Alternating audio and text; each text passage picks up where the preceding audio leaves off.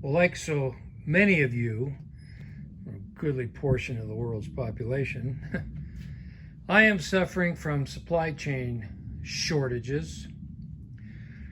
I need a pilot valve and a check valve to get this thing hooked up to the air compressor. The pilot valve being the unloader. When I'm not demanding air, the compressor's still compressing air, and it's got to go somewhere. So that's what the pilot valve is for. And then, of course, the check valve in line is to prevent it from going the wrong direction. Well, they're not going to get here in time to support the upcoming shows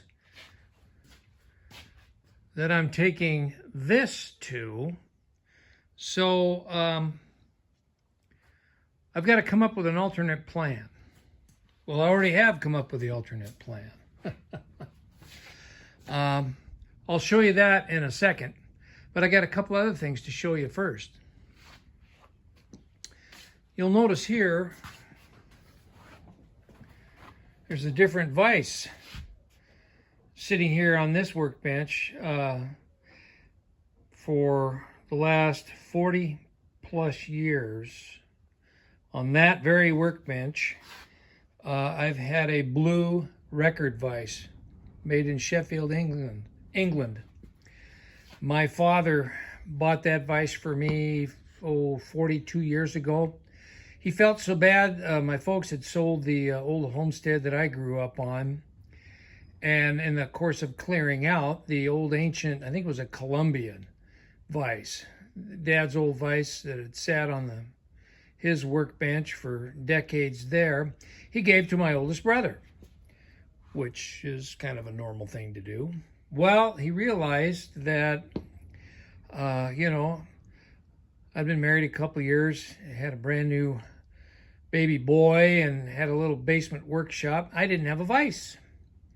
And when Dad realized that, he felt terrible because he'd given that other vise to my brother.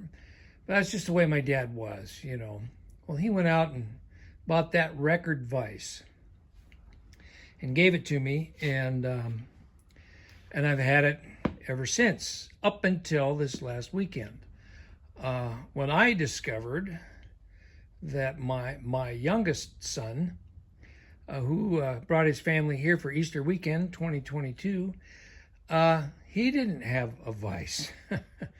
Now, he serves in the U.S. military, and of course, every 3 years, they change duty stations and get shipped somewhere else. So he's always kind of kept a minimal amount of tools and a minimal amount of this and that for that reason. Hey, every 3 years I got to move and you got to pack all that stuff up, blah, blah, blah. Well, he's been makeshift, make do, with seat clamps and vice grips and all that, but sometimes a guy just needs a vise. So my two granddaughters and I unbolted that record vise and presented that to my son, and he took that back home when they left here. And then I dug out this simplex vise that I restored several years ago before I ever started this channel, and I bolted that in place of the old record. And it's not like I'm vise poor. I mean, I've got another simplex vise outside that I have yet to do a video on. I said I was going to do a video on, and I have yet to do it. I've got my old Craftsman over there on the corner of that bench, which you've seen in many videos. I've got that coal vise here on the pump jack trailer, which I did a video series on refurbishing, and now it needs a good cleaning. I've got this crusty, rusty looking Craftsman vise that needs a total refurb. That's in the queue. So I'm not vice poor. I got plenty of vices.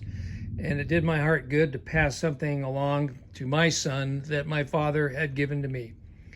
And maybe one day one of his daughters will fall heir to that vice long after I'm gone. But okay, enough about vices. The simplex is on the bench, ready to go to work. I got something else to show you.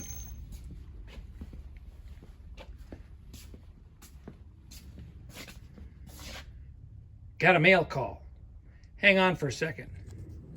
So my buddy Steve over at Firehouse Custom Fabs in Georgia sent me something. And Steve's got a good channel. It's a young channel. I've been following Steve almost since he started that channel. And he's got good stuff going over there. He's building a machine shop and picking up tools and all this and that. A lot of things he inherited from his father. And he's, really diving into the machinist world. He was a firefighter by trade, and his father was a machinist.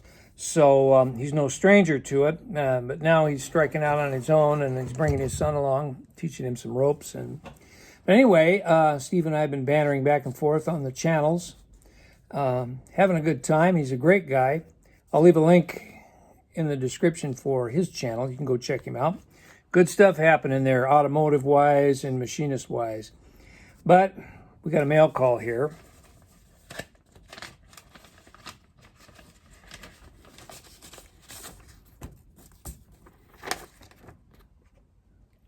Check this out. Hope that's not backwards for you. Firehouse Custom, YouTube. And I thought that was a really cool sticker that he had made up. And hot rod fire truck. Really cool. Well, you all know where this is going in just a minute. And he sent along a letter. It says, "Good morning. I wanted to take a minute and tell you how much I have enjoyed your channel and the work you have been doing. I love seeing all the scrap projects and restoration projects being built back up instead of being sold for junk. It's also been great chatting with you about the different projects that we both have going. I pray for your continued success, the Screen House, and your channel. Be safe and God bless, Steve. P.S. Shameless promotion here. I've included a new shop sticker for you." Once again, I'm humbled and shamed. My channel's been around a little bit longer than Steve's. I have no stickers yet. And he's created a great sticker. I really like this thing. Let's get this on the toolbox. Okay, Steve, you're going right by Vernon, the Missouri old timer, right underneath Angie and Kenny at Abundant Acres Homestead, and just kitty corner to my favorite sticker about you-know-what.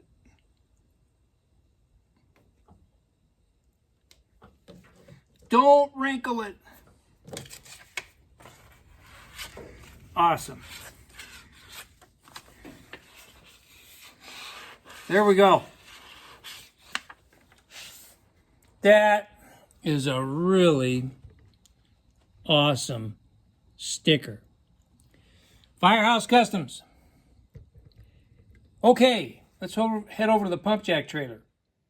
Well, since I'm waiting for parts for the pig to mount there on the frame rail, I can wire wheel it and paint it and get that all done.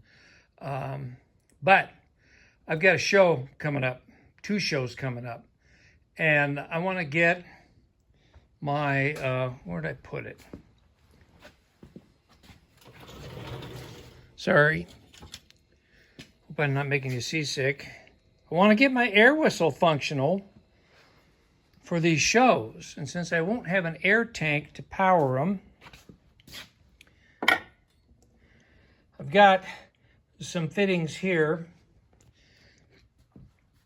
to attach to the Curtis air compressor here. And while this thing is making air, I'll just control the whistle with a ball valve, which was already on the compressor. So I'll get you in a stand and we'll get this installed. Ran a little Teflon tape on the threads.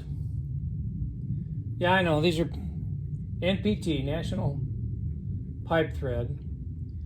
And they're a little bit tapered, but nowadays you never know, country of origin, how tight or loose these fittings are going to be. machinery tolerances. So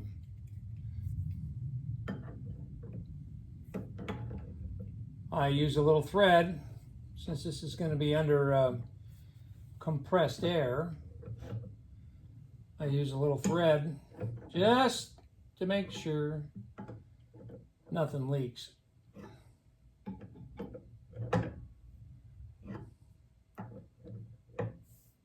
I've already told you about the Tucson Rodders Association show coming up here in just a few days down at the Pima College campus in downtown Tucson. All right, that's brass on brass. Gotta be careful. That should be a really good show. I'm going to be there shooting video. I'm undecided whether I'm going to drag this pump jack trailer down there. I've got to go 60 miles on a 75-mile-an-hour freeway with all this stuff rattling around, and then maneuver this behemoth through downtown Tucson to get to that campus. So I'm debating whether or not I'm bringing this or my much shorter car trailer with the green bean on it. I haven't made up my mind.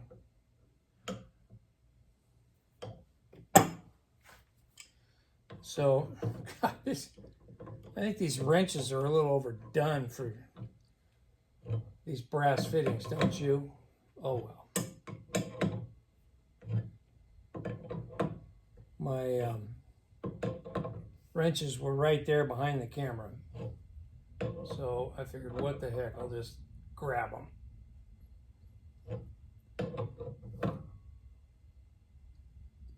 All right, that's good.